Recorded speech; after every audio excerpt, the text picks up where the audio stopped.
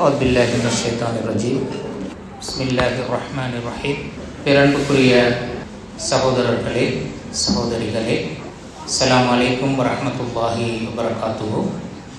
இந்த சந்தர்ப்பத்திலே சகோதரர் ஷேக் முஹம்மது அலி சலீம் அவர்களூடாக எழுதப்பட்டிருக்கின்ற இந்த நூல் பெண்ணியல் ஓர் இஸ்லாமிய பார்வை என்று சொல்கின்ற இந்த நூல் தொடர்பாக இந்த இடத்துல நான் உங்களோட பேச நினைக்கின்ற விஷயம் என்னென்றால், இந்த நூல் கடைபிடித்திருக்கின்ற இஸ்லாமிய ஆய்வு முறை என்ன என்று சொல்வது தொடர்பான சில விஷயங்களை உங்களுக்கு முன்னால் எடுத்து காட்டுறது தான் நான் பேச நினைக்கின்ற விஷயத்தினுடைய பிரதானமான அம்சம்.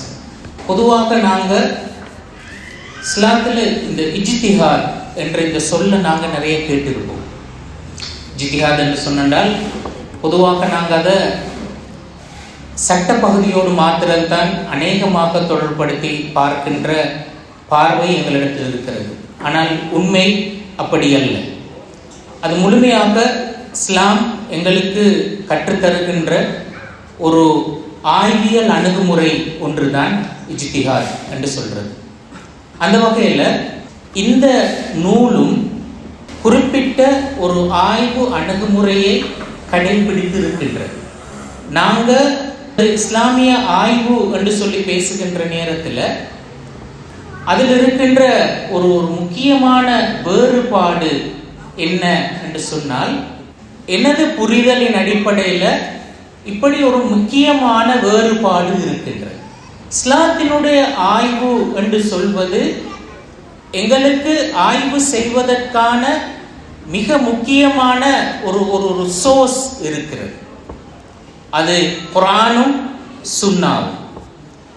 அந்த சோர்ஸிலிருந்து நாங்கள் உண்மைகளை எப்படி கண்டடைந்து கொள்கின்றோம் என்று சொல்வதும், நாங்கள் கண்டடைந்த அந்த உண்மைகளை எங்களுடைய வாழ்வுல நாங்கள் எப்படி அதனை பிரயோகிக்க போகின்றோம் என்று சொல்கின்ற இந்த இரண்டு விடயங்களையும் இஸ்லாமிய ஆய்வு என்று சொல்ற நேரத்தில் மிக முக்கியமான பகுதியாக அதில் அடையாளப்படுத்துகின்றோம். அப்போ அங்கே எங்களுக்கு எங்களோட சிந்தனை எங்கிருந்து தோற்றம் பெறணும், எதை மையப்படுத்தியதாக இருக்க வேண்டும் என்று சொல்கின்ற ஒரு ஸ்லப் ஒன்று அங்கு இருக்கிறது. அதை தாண்டி நாங்கள் போவதற்கான இடம் எங்களுக்கு இல்லை. ஆனால் நாங்கள் அடுத்த ஆய்வு பொறிமுறைகளுக்குள்ளால போய் பார்க்குற நேரத்தில் அங்கே ஆய்வு என்று சொல்றது அதில் எல்லை இல்லை. அது இந்த ஹொரைசன் மாதிரி. அது நாங்கள் எந்த எல்லை போனாலும் அது அடுத்த அந்த தொடுவானம் எங்களுக்கு தென்பட்டு கொண்டே இருக்கும். அதனுடைய அந்த பிரதானமான சோர்ஸ் எது என்று சொன்னால், மனித அறிவின் உற்பத்திகள் தான் அதனுடைய பிரதானமான சோர்ஸ். இப்ப இந்த பின்புலத்தில் நின்று நாங்க இந்த நூலை பார்த்தால் இதுல இந்த ஆய்வு எப்படி செய்யப்பட்டு இருக்கிறது என்று சொல்றத முக்கியமான 2 புள்ளிகள்ல நின்று நான் அதை விளங்கப்படுத்துறதுக்கு நினைக்கிறேன். ஒன்று, அதை அரபு மொழியில சொன்னால் ஃபிக்ஹுன் நுசூஸ், அடுத்தது ஃபிக்ஹுல் வாक़ி என்று சொல்ற 2 முக்கியமான கூறுகள் இஸ்லாம் சொல்லுகின்ற அந்த இஜ்திஹாத் என்று சொல்ற அந்த அணுகுமுறையில் இருக்கிறது.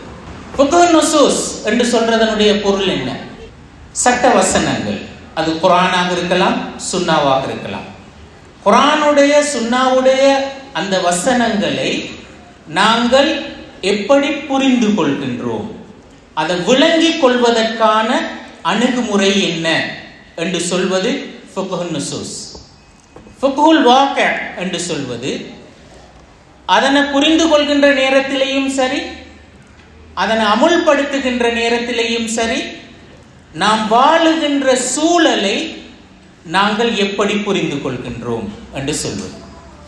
இந்த 2 அணுகுமுறைகளும் தான் நாங்கள் இஸ்லாம் சொல்லுகின்ற இஜ்திஹாத், இஸ்லாம் சொல்லுகின்ற ஆய்வு என்று சொல்கின்ற நேரத்தில் நாங்கள் மிக முக்கியமாக கவனத்தில் எடுக்கின்ற 2 அணுகுமுறைகள்.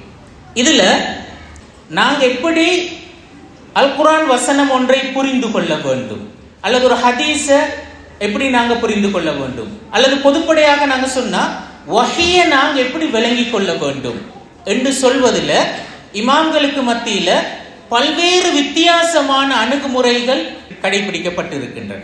இந்த எல்லா அணுகுமுறைகளை நாங்கள் தொகுத்து பார்த்தால் மிக முக்கியமாக 2 அணுகுமுறைகளுக்குள்ளால் அவற்றை நாங்கள் உள்ளடக்க முடியுமாக இருக்கு.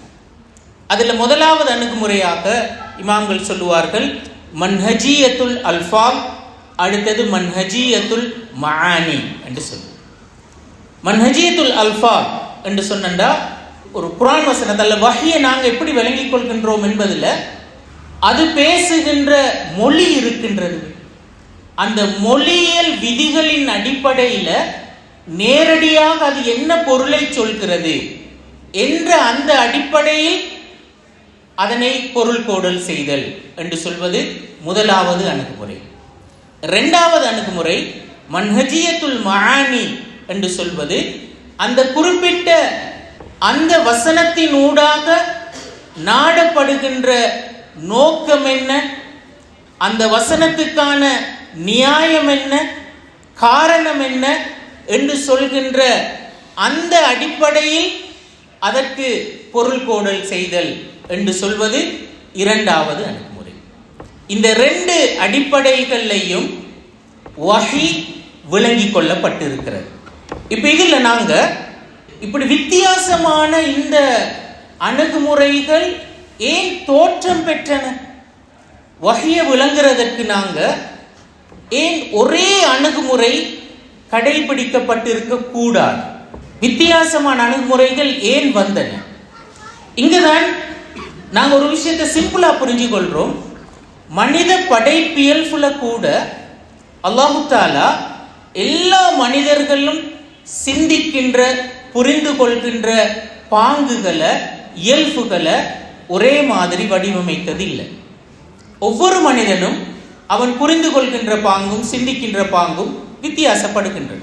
சாதாரணமாக உளவியல்ல சொல்லுகின்ற ஒரு முக்கியமான வித்தியாசம் ஒன்று இருக்கிறது. சில மனிதர்கள் அவர்கள் சென்சராக இருப்பார்கள், இன்னும் சில மனிதர்கள் இன்ட்யூட்டிவாக இருப்பார்கள். இன்ட்யூஷன் ஊடாக ஒரு விஷயத்தை புரிந்து கொள்ளக்கூடியவர்கள், உள்ளுணர்வினூடாக ஒரு விஷயத்தை புரிந்து கொள்கின்றவர்கள் இருப்பார்கள், புலனுணர்வுகளின் ஊடாக ஒரு விஷயத்தை புரிந்து கொள்கின்றவர்கள் இருப்பார்கள். மனிதர்களுடைய இந்த புரிதல் வடிவம் வித்தியாசப்படுகின்றது. அப்ப புலனுணர்வுகள் ஊடாக ஒரு விஷயத்தை புரிந்து கொள்கின்றவர்கள் அதிகமாக வெளிப்படையாக தென்படுகின்ற விடயங்களில் கூடுதலான ஃபோக்கஸ் அவர்களை பொறுத்தவரையில் இருக்கு. ஆனால் உள்ளுணர்வுகளூடாக ஒரு விஷயத்தை புரிந்து கொள்கின்றவர்கள் எப்போவும் ஒரு விடயத்துக்கு பின்னால் என்ன இருக்கின்றது என்பதை பற்றி அதிகம் யோசிப்பார்கள். இதற்கு என்ன காரணமாக இருக்கும், இது ஏன் வந்தது, எப்படி வந்தது என்று சொல்கின்ற இந்த கேள்வி அவர்கள் அதிகமாக கேட்பார்கள். இது மனித படைப்பியல்பிலேயே இருக்கின்ற வித்தியாசம். மனிதர்கள்ல சென்சர்ஸும் இருப்பார்கள், அதே மாதிரி இன்ட்யூட்டிவும் இருப்பார்கள். அப்ப இந்த வேறுபாடு மனிதர்களுடைய சிந்திப்பு முறையை பொறுத்தவரையில காணப்படுகின்றது. நாங்க சட்டத்துறை எடுத்து பார்த்தாலும் சட்டத்துறைக்குள்ளாலேயும் இந்த லிட்டரல் மீனிங் எடுக்கின்ற அணுகுமுறையும் இருக்கின்றது. அதே மாதிரி நாங்க பர்பஸ் அடிப்படையாக வைத்து மீனிங் எடுக்கின்ற அணுகுமுறையும் இருக்கிறது. இது தௌராத்துக்கு விளக்கம் சொன்னவர்களையும் இஞ்சிலுக்கு விளக்கம் சொன்னவர்களையும் இந்த வேறுபாடு இருக்கின்றது. அல் குர்ஆனுக்கு விளக்கம் சொல்ல, அல் குர்ஆனை புரிந்து கொள்ள முற்பட்டவர்களுக்கு மத்தியிலேயும் இந்த வேறுபாடு இருக்கின்றது. பொதுவாக வஹி என்று சொல்வது மாறாது, ஆனால் அதனை விளங்கிக் கொள்கின்ற நேரத்தில் மனிதனுடைய இயல்பின் தாக்கம் அதில் இருக்கின்றது. அதன் அடிப்படையில் இந்த வித்தியாசமான புரிதல் நாங்கள் அங்கே பார்க்கக்கூடியதாக இருக்கும். ரசூல் ஸல்லல்லாஹு அலைஹி வஸல்லம் அவர்களுடைய வஃபாத்துக்கு பிறகு ரசூல் ஸல்லல்லாஹு அலைஹி வஸல்லம் அவர்கள் நியமித்து வைத்திருந்தார் உசாமா பின் ஸெய்த் அவர்களினுடைய தலைமையில் ரோம் பிரதேசத்துக்கான ஒரு படை. இந்த படையை அனுப்ப வேண்டுமா தேவையில்லையா? ரசூலுல்லாஹ் வஃபாத்துக்கு பிறகு அபூபக்கர் ரலியல்லாஹு அன்ஹு அவர்கள் ஹிலாஃபத் பொறுப்பை ஏற்றிருந்தார். அப்போ அவருக்கு முன்னால் இருந்த முதலாவது சேலஞ்ச், இந்த படையை அனுப்பணுமா தேவையில்லையா? உமர் ரலியல்லாஹு அன்ஹு அவர்கள் ஸ்ட்ராங் ஆக சொன்னார், ஒரு படையை அனுப்புறதுக்குரிய சந்தர்ப்பம் இதுவல்ல. என்னண்டா ரசூலுல்லாஹ் எங்களோடு இருந்து இல்லாமல் போயிட்டார். இப்போ நாங்கள் ஒரு புதிய லீடர்ஷிப் வந்திருக்கின்ற முதலாவது சந்தர்ப்பம்.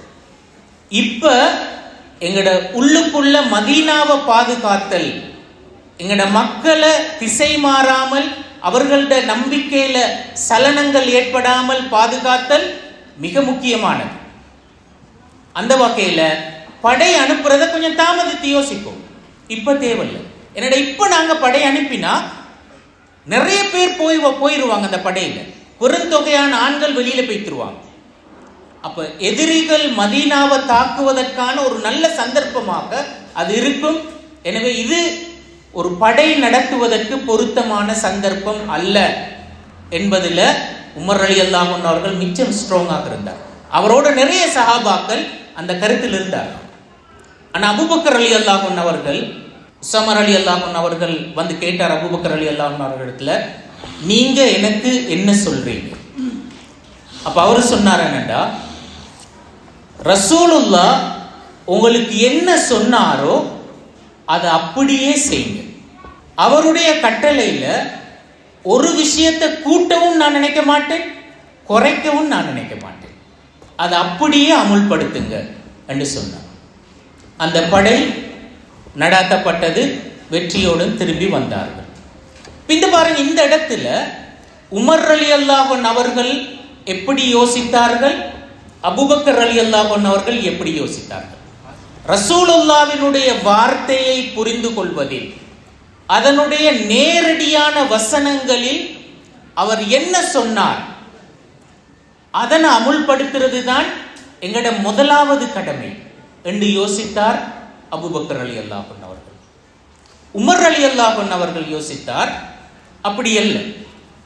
அது ஏன் சொன்னார், எதுக்கு சொன்னார், எந்த சூழல்ல சொன்னார், எந்த காரணத்துக்காக சொன்னார் என்று சொல்ற இந்த நியாயங்களின் அடிப்படையில தான் அதனுடைய சரியான கருத்தை நாங்கள் புரிந்து கொள்ளணும் என்று சொல்லி அவர் யோசித்தார்.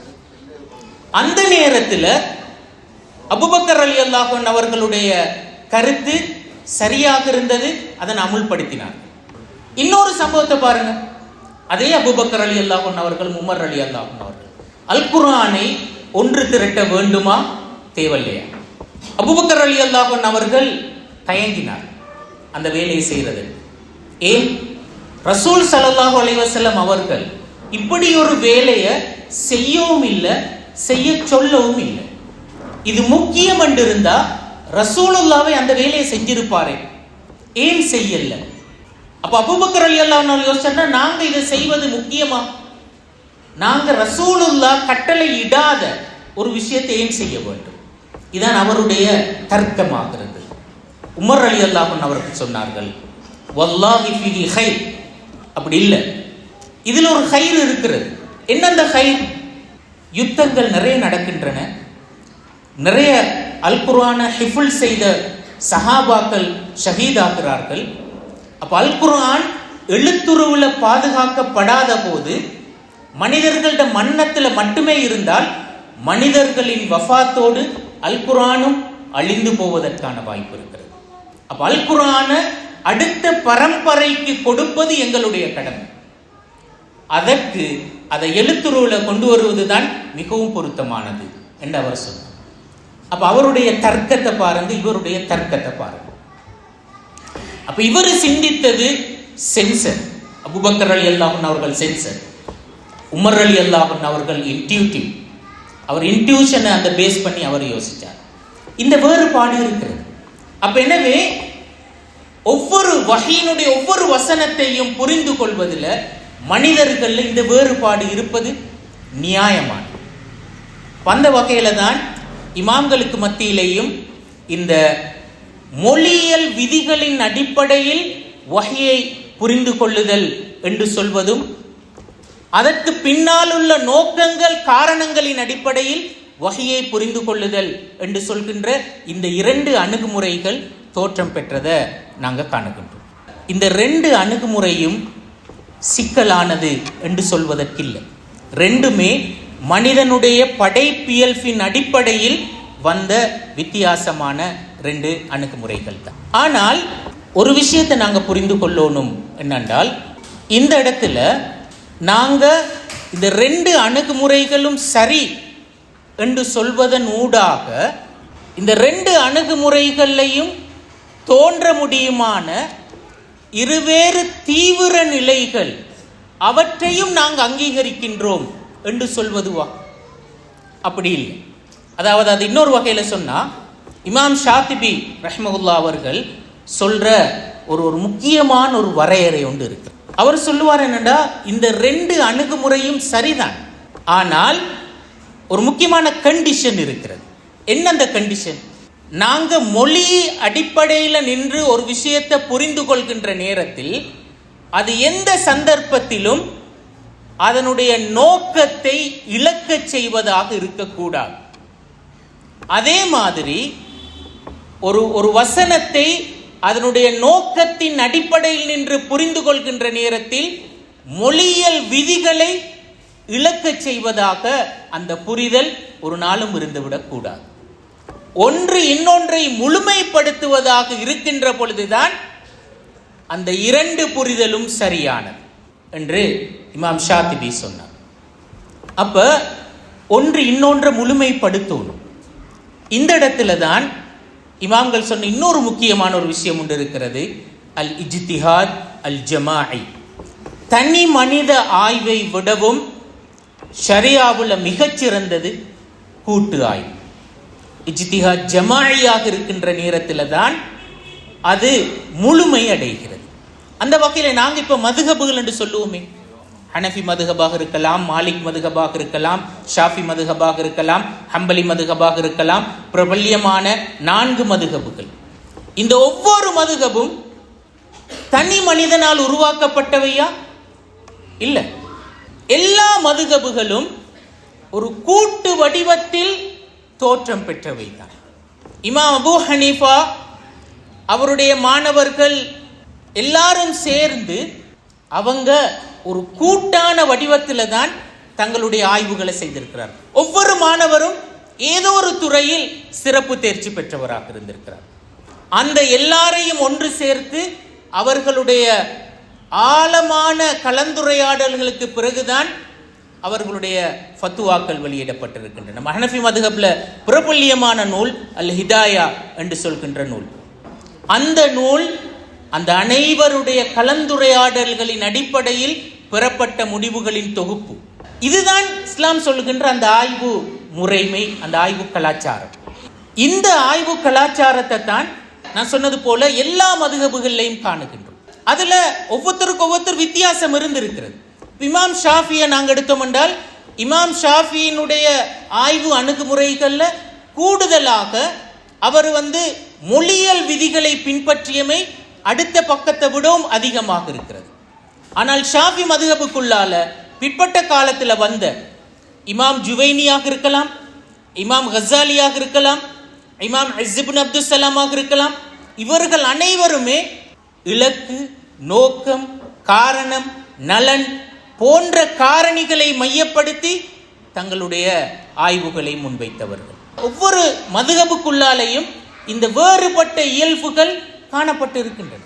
உண்மையிலே ஷாஃபி மதுஹபுக்குள்ளால ஆரம்பத்தில் இமாம் ஷாஃபி போட்ட விதிகளை தாண்டி புதிய விதிகளின் அடிப்படையில் ஷாஃபி மதுஹபை வளர்த்தெடுக்கிறதுல பிற்பட்ட காலத்தில் தோன்றிய இமாம் ஜுவைனியாக இருக்கலாம், இமாம் கஸாலியாக இருக்கலாம், இமாம் இஸ்ஸிப்னு அப்துல் சலாமாக இருக்கலாம், அவர்களுக்கு ஒரு பெரிய பங்கு இருக்கிறது.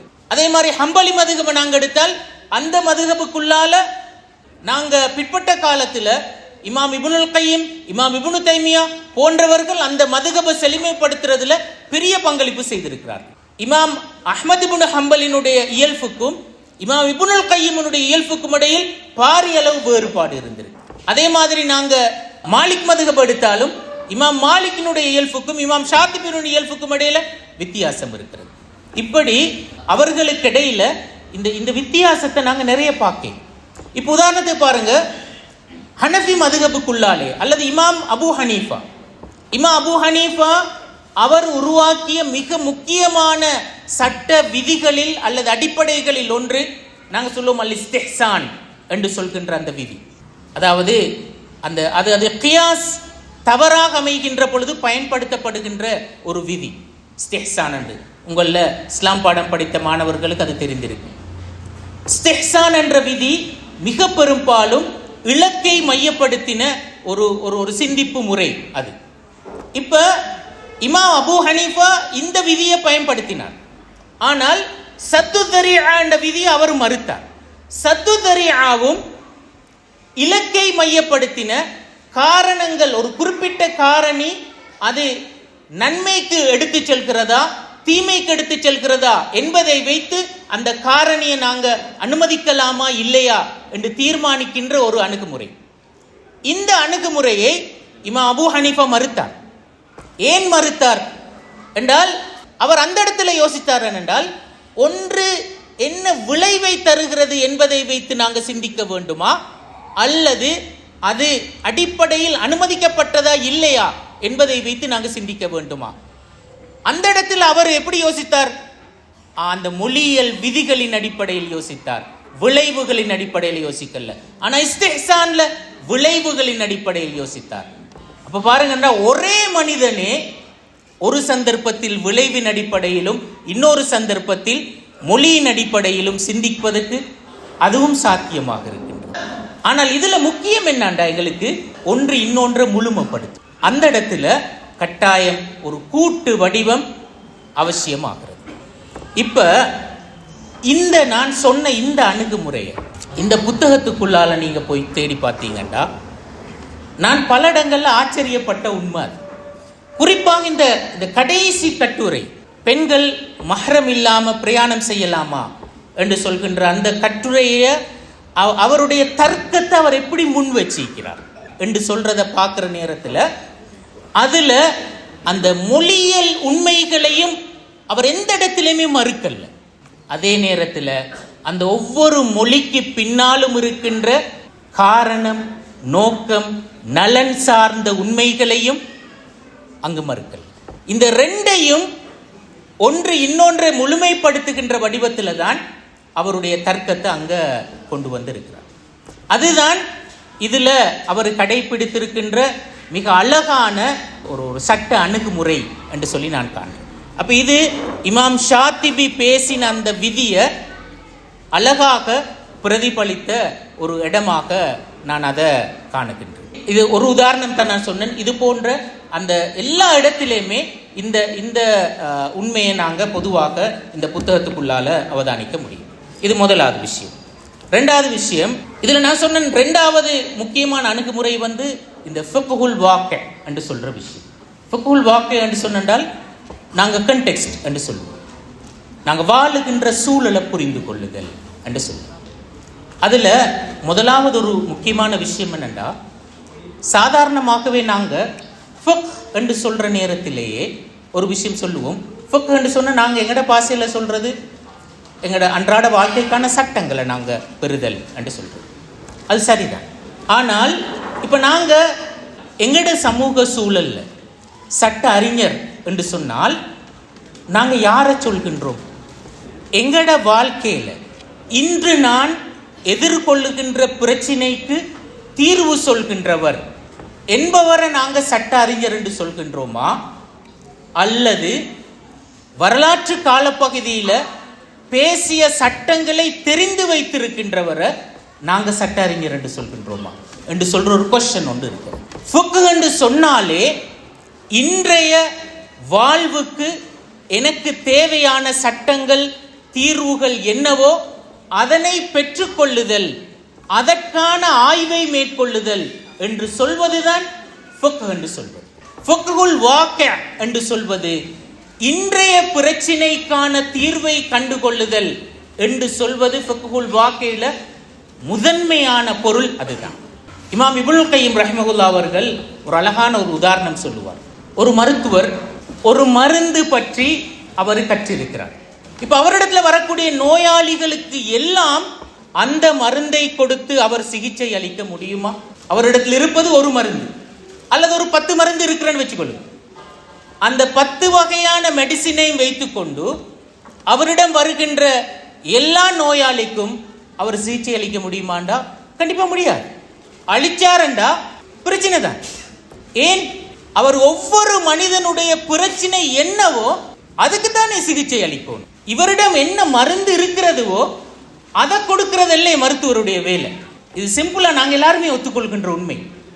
அவர் சொல்றாரு என்னண்டா, அந்த உதாரணத்தை சொல்லி போட்டுட்டு, சட்ட அறிஞருக்கும் இதுதான் பொருந்தும். ஒரு சட்ட அறிஞரும் தன்னிடம் 10 நூற்றாண்டுக்கு முந்திய ஒரு இமாம் பேசிய ஒரு சட்ட முடிவுதான் அவருடைய நாலேஜாக இருக்கிறது.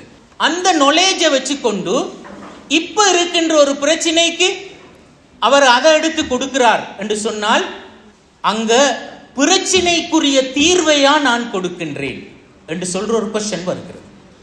அந்த டாக்டர் என்ன செஞ்சார், என்ன தவற செஞ்சார், அதே தவற நாங்களும் செய்கின்றோம்.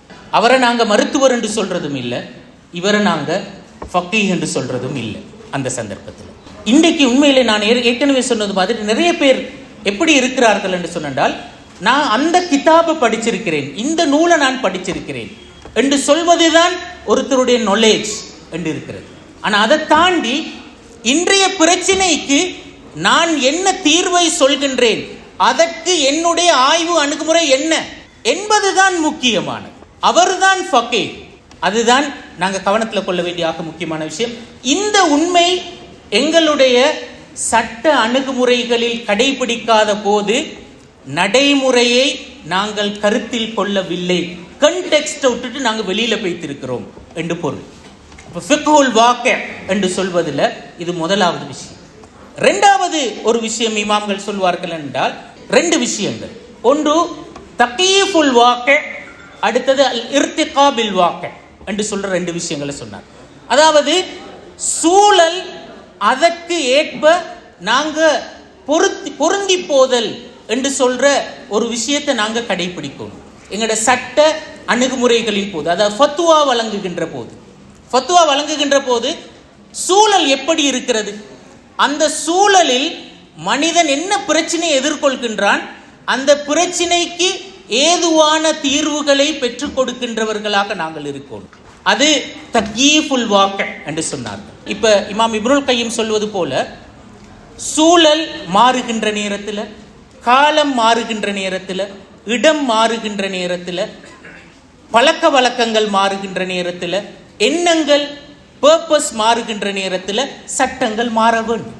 எல்லா சூழலுக்கும் ஒரே சட்டம் பொருத்தமாகாது, எல்லா காலத்துக்கும் ஒரே சட்டம் பொருத்தமாகாது, எல்லா இடத்துக்கும் ஒரே சட்டம் பொருத்தமாகாது, எல்லா மனிதர்களுக்கும் ஒரே சட்டம் பொருத்தமாகாது.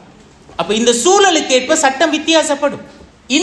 இந்த விடயம் நாங்க சட்டங்களை முன்வைக்கின்ற நேரத்தில் கடைபிடிக்கப்பட வேண்டிய ஒரு முக்கியமான உண்மை என்று சொல்றது இமாம் இப்னுல் கையிம் அவர் சொல்லுகின்ற உண்மை. அடுத்து இன்னொரு முக்கியமான ஒரு விஷயம் ஒன்று இருக்கிறேன்டா, இமாம்கள் அதனையும் குறிப்பாக சொன்னார்கள். நாங்க எந்த அளவுக்கு சூழல் வேறுபாட்டை கவனத்தில் எடுக்க வேண்டுமோ அதே அளவுக்கு அல் இர்திகா பில் வாக்கி, சூழலை வளர்த்தெடுத்தல் என்று சொல்கின்ற அந்த விஷயமும் கவனத்தில் எடுக்கப்படும்.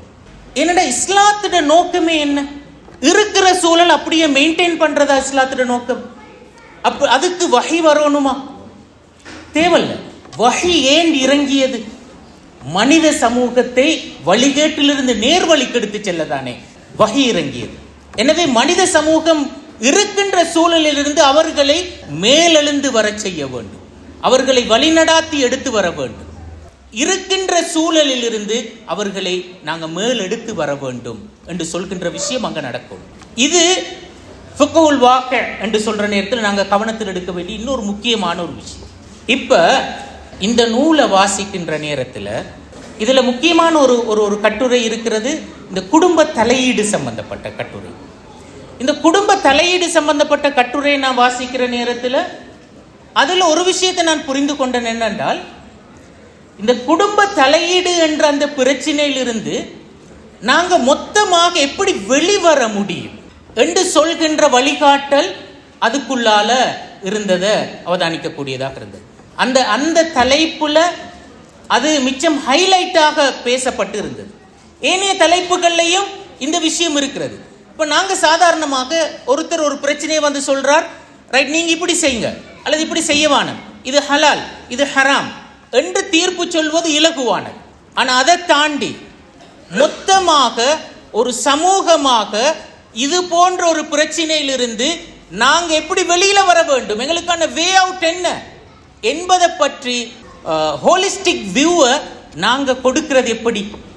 இதுதான் அல் இர்திகா பில் வாக்கி, அந்த அந்த மக்களினுடைய அந்த வாழ்வை மேம்படுத்துதல் என்று சொல்கின்ற விஷயம். அந்த ஃபிக்ஹுல் வாக்கி இந்த புத்தகத்தில் கையாளப்பட்டிருக்கிறத அவதானிக்கக்கூடியதாக இருந்தது. அப்போ இது சகோதரர் அலி சலீம் அவர்களுடைய இந்த புத்தகம் சம்பந்தமாக நான் சொல்ல நினைத்த சுருக்கமான சில உண்மைகள். உண்மையிலே இந்த கண்ணோட்டத்தில் இந்த புத்தகத்தை பார்க்குற நேரத்தில், அவருடைய இந்த ஆய்வு அணுகுமுறைகளை பார்க்குற நேரத்திலையும் அவரை எனக்கு தெரிஞ்சது மிச்சம் கொஞ்ச காலம்தான். அந்த கொஞ்ச காலத்துக்குள்ளாலையும் அவரில் நான் ஒரு விஷயத்தை அவதானித்தேன். நான் இதுக்கான அணிந்துரையிலையும் அந்த விஷயத்தை சொல்லியிருக்கின்றேன். அவருடைய இயல்புல அவர் அறிவுக்கு விசுவாசமானவர். அறிவு என்று சொல்கின்ற அந்த பாயிண்ட் தான் அவருடைய ஃபோக்கஸ்.